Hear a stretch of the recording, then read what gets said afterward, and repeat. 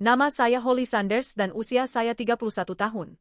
3 hari setelah saya pulang dari rumah sakit bersama bayi perempuan saya yang baru lahir, saya melangkah masuk ke rumah sendiri dengan harapan menemukan ketenangan, harapan untuk beristirahat, harapan bahwa suami saya akan membawa masuk car seat sementara saya akhirnya bisa bernapas lega setelah 9 bulan penantian. Namun yang saya temukan justru mertua saya sedang duduk di ruang tamu seolah-olah mereka sudah berkuasa di sana selama berjam-jam. Ibu mertua saya duduk di ujung sofa dengan tangan terlipat di pangkuannya, dan ayah mertua saya berdiri di dekat jendela dengan tangan bersedekap, menatap saya seperti seorang pria menatap sesuatu yang sudah ia putuskan tidak ia inginkan di rumahnya. Suami saya, Weston, membeku di ambang pintu di belakang saya, dan saya ingat berpikir, kenapa dia tidak memberitahuku kalau mereka akan datang. Bayi saya bergerak dalam pelukan saya, kecil dan hangat, baru berusia 3 hari, sama sekali tidak menyadari bahwa dirinya sudah menjadi pokok pertengkaran yang tidak pernah ia minta. Sebelum saya sempat meletakkan tas popok, ayah mertua saya angkat bicara, dan suaranya datar, seperti sudah dilatih, seolah ia sudah menghafalkannya di dalam mobil dalam perjalanan ke sini. Kami tidak akan memberikan nama keluarga kami pada anak yang mungkin bukan anaknya. Ruangan itu hening, kecuali suara napas lembut si bayi. Saya merasa seluruh tubuh saya membeku. Rasa dingin yang dimulai dari dada dan menjalar ke lengan sampai jari-jari saya mati rasa. Saya menatap Weston, menunggu ia mengatakan sesuatu, apapun, untuk membela saya, untuk membela anak kami. Tapi ia hanya berdiri di sana, rahangnya mengeras, matanya terpaku pada ayahnya seolah sedang mencoba memecahkan teka-teki yang diberikan terlalu cepat kepadanya. Ibu mertua saya lalu tersenyum, dan itu bukan senyum yang ramah. Itu senyum seseorang yang sudah memenangkan perdebatan di dalam kepalanya sendiri. Berkemaslah, katanya, seolah-olah. Saya tidak membantah. Saya tidak menangis, meskipun setiap bagian dari diri saya ingin melakukannya. Saya sudah lama belajar bahwa berdebat dengan orang yang sudah memutuskan bahwa Anda bersalah itu seperti berteriak di dalam ruangan tertutup. Suara itu hanya memantul kembali dan membuat Anda merasa semakin kecil. Jadi, saya melewati mereka berdua, membaringkan anak saya dengan lembut di keranjang bayi di sudut ruangan, lalu pergi ke meja dapur tempat saya meninggalkan sebuah amplop putih polos dari rumah sakit 3 hari sebelumnya. Saya bahkan belum membukanya. Saya berencana menyimpannya bersama dokumen akta kelahiran tanpa memedulikannya, karena saya tidak pernah sedikit pun meragukan siapa anak yang saya gendong. Namun sekarang, berdiri di ruangan penuh tuduhan, saya sadar amplop itu akan segera menjawab pertanyaan yang tidak ada seorang pun berani menanyakannya langsung kepada saya. Saya mengambilnya, kembali ke ruang tamu, dan tanpa sepatah kata pun, saya menyerahkannya kepada Weston. Ia menatap saya bingung, lalu melihat ke amplop itu, jari-jarinya perlahan membuka lipatannya. Di dalamnya ada hasil konfirmasi kesamaan biologis, paternity, yang secara otomatis dilakukan pihak rumah sakit bersamaan dengan screening bayi baru lahir standar saat sang ayah memintanya untuk keperluan asuransi. Sesuatu yang telah diam-diam diminta Weston beberapa minggu sebelum anak kami lahir.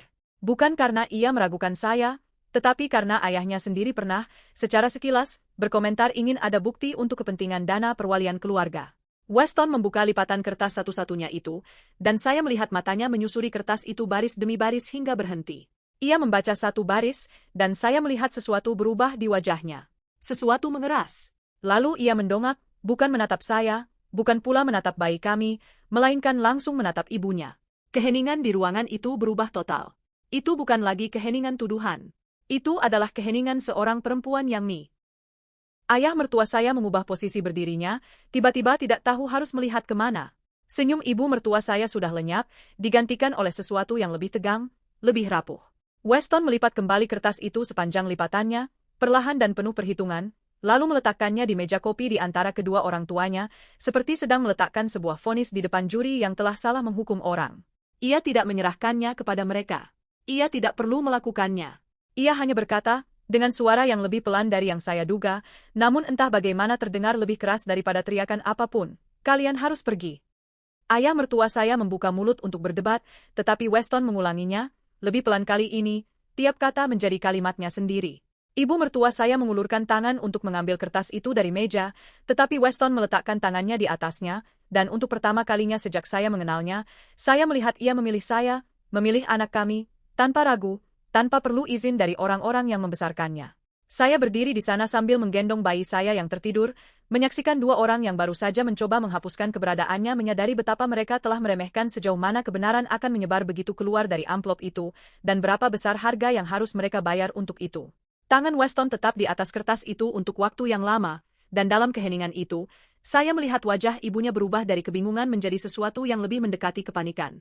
Jenis kepanikan yang muncul ketika kebohongan yang selama ini nyaman untuk dijalani tiba-tiba berlubang. Ayah mertua saya, yang bernama Harold, berdeham dan mencoba memperbaiki keadaan, mengatakan itu hanyalah formalitas, mereka hanya ingin berhati-hati soal nama keluarga, tidak ada yang menuduh siapapun atas apapun. Tapi Weston tidak mau menerima itu. Ia mengambil kembali kertas itu, berjalan menghampiri saya alih-alih mereka, dan berkata, cukup keras agar seluruh ruangan mendengar bahwa status ayah biologis anak mereka bukanlah persoalan yang penting malam itu. Pertanyaan sebenarnya adalah mengapa orang tuanya sendiri merasa pantas menyergap istrinya 3 hari setelah melahirkan dengan tuduhan yang bahkan tidak pernah mereka bisikkan kepadanya secara pribadi terlebih dahulu. Ibunya, Diane, mencoba melunakkan nada bicaranya, mengatakan ia hanya melindungi keluarga, melindungi dana perwalian, melindungi apa yang penting. Weston bertanya kepadanya secara langsung, apakah ia pernah sekali saja mempertimbangkan bahwa yang penting adalah perempuan yang berdiri di hadapannya, menggendong anaknya, kelelahan, sedang pulih, berusaha menahan tangannya agar tidak gemetar. Diane tidak punya jawaban untuk itu. Ia menatap Harold, seolah berharap sang suami akan menyelamatkan momen itu. Namun Harold masih menatap kertas di tangan Weston seolah kertas itu telah mengkhianatinya secara pribadi. Saya duduk perlahan di sandaran tangan sofa, anak saya masih tertidur di dada saya, dan untuk pertama kalinya sejak melangkah masuk lewat pintu itu, saya membiarkan diri saya bernapas lega. Weston berjongkok di samping saya, meletakkan tangannya dengan lembut di punggung anak kami, dan mengatakan kepada orang tuanya bahwa mulai saat itu, mereka tidak boleh datang ke rumah tanpa pemberitahuan. Mereka tidak boleh mengomentari pernikahannya, dan mereka tidak boleh mendekati anaknya sampai mereka memahami perbedaan antara menjadi keluarga dan menjadi ancaman. Harold mencoba sekali lagi berargumen bahwa mereka punya hak sebagai kakek nenek, dan jawaban Weston tenang, namun mutlak. Ia berkata, hak itu didapatkan lewat rasa hormat, bukan lewat darah. Dan saat ini, tak satu pun dari mereka berdua yang layak mendapat apapun selain jarak. Saya melihat ketenangan Diane akhirnya runtuh, matanya berkaca-kaca, tangannya menutup mulutnya persis sepert. Mereka pergi tanpa sepatah kata pun lagi, pintu depan tertutup di belakang mereka dengan kepastian yang terasa bukan seperti akhir, melainkan lebih seperti sebuah batas yang digariskan dengan tinta permanen. Untuk waktu yang lama, Weston dan saya hanya berdiri di ruang tamu yang sunyi itu, bayi kami masih tertidur, lampu meja masih berdengung pelan di sudut ruangan, dan akhirnya saya membiarkan air mata itu mengalir. Bukan karena sedih, melainkan sesuatu yang lebih mendekati kelegaan, jenis kelegaan yang muncul setelah tubuh Anda bersiap menghadapi pukulan yang ternyata tidak jatuh sekeras yang Anda takutkan. Weston menarik saya ke dalam pelukannya, berhati-hati agar tidak mengganggu anak kami, dan meminta maaf karena tidak segera turun tangan begitu orang tuanya membuka mulut, mengakui bahwa ia terlalu terkejut untuk bereaksi saat itu, tetapi berjanji hal itu tidak akan pernah terjadi lagi. Dalam minggu-minggu berikutnya, kami sama sekali tidak mendengar kabar dari Harold atau Diane. Tidak ada telepon, tidak ada pesan, tidak ada upaya untuk memperbaiki keadaan. Dan sejujurnya, keheningan itu terasa seperti hal paling sehat yang terjadi pada keluarga kami dalam beberapa bulan terakhir. Weston memanfaatkan waktu itu untuk diam-diam menata ulang dana perwalian keluarga yang pernah diancam oleh ayahnya untuk ditahan, menghapus segala klausul yang terkait dengan verifikasi garis keturunan, dan menempatkan semuanya sepenuhnya atas nama anak kami, terlindungi, tak tersentuh, permanen.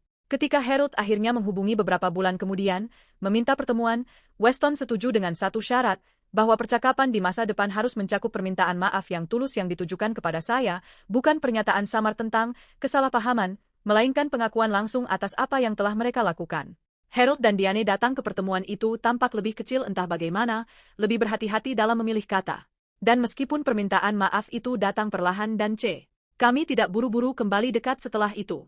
Kepercayaan tidak dibangun kembali hanya dengan satu percakapan. Ia dibangun kembali lewat konsistensi, lewat berbulan-bulan momen kecil di mana orang-orang, entah menunjukkan diri sesuai yang mereka janjikan, atau tidak. Perlahan, dengan hati-hati, Harold dan Diane mulai bersikap dengan cara yang benar, menghormati batasan, meminta izin sebelum berkunjung, berbicara langsung kepada saya, bukan seolah-olah saya tidak ada.